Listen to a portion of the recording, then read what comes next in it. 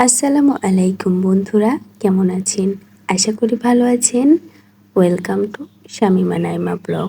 আজকে আমি আপনাদের সাথে মাত্র 2টি আলুতে একটি মজার পাকোড়াটি শেয়ার করব। এই পাকোড়াটি কতটা মুচমুচে তা দেখেই বোঝা যাচ্ছে। আর খুব অল্প উপকরণ দিয়ে এই রেসিপিটি তৈরি করে নিতে পারবেন। আমি এখানে মাঝারি সাইজের 3টি আলু নিয়ে নিয়েছি। আপনারা চাইলে বড় সাইজের 2টি আলু নিতে পারেন বা পরিমাণে তার চেয়েও বেশি নিতে পারেন। আমার আলুগুলো ম্যাশ করা হয়ে গেছে।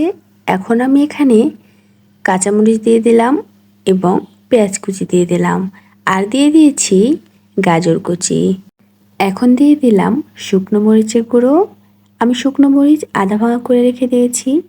আর দিয়ে দিয়েছি 1 চামচ পরিমাণ লবণ। লবণ আপনারা আপনাদের স্বাদ মতো দিতে পারেন। আর এখানে আমি দিয়ে দিয়েছি 2 চামচ পরিমাণ কর্নফ্লাওয়ার। এই পাকোড়ার পারফেক্ট টেস্ট যদি পেতে চান তাহলে কিন্তু কর্নফ্লাওয়ারটি অবশ্যই দিতে হবে। এখন ভালো করে হাতের সাহায্যে মাখিয়ে নেব। এইরকম করে হাত দিয়ে চটকে চটকে মাখিয়ে নিতে হবে। আমার মাখানো কমপ্লিট। এখন আমি এখানে 2 চামচ পরিমাণ চালের গুঁড়া দিয়ে দিয়েছি। এবারও ভালো করে মিশিয়ে নেব। এখন আমি এখানে হাতে খুব অল্প পরিমাণে তেল মাখিয়ে নিয়েছি। এখানে আমি সয়াবিন তেল নিয়েছি, যেন এই ভর্তার উপকরণটি আমার হাতে লেগে না যায়। এখন আমি এই উপকরণটি ব্লিচিং বোর্ডের ওপর রেখে দিচ্ছি। আমি ব্লিচিং বোর্ডের ওপরেও তেল ব্রাশ করে নিয়েছি, যেন লেগে না যায়।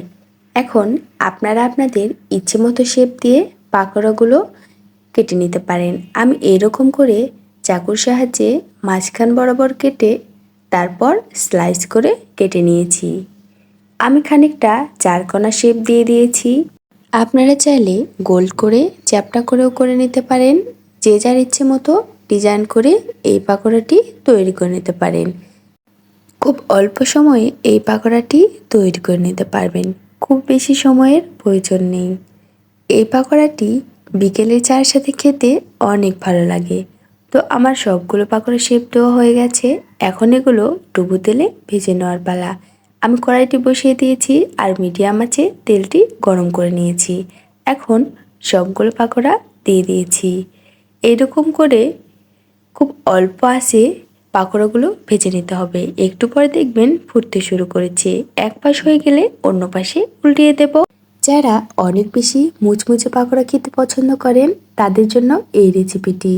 তারা এই রেসিপিটি তৈরি করে একবার খেয়ে দেখবেন কতটা মজাদার। খাওয়ার পর বারবার খেতে চাইবেন। তো আমার পাকোড়াগুলো ভেজানো হয়ে গেছে, আমি তুলে নিলাম।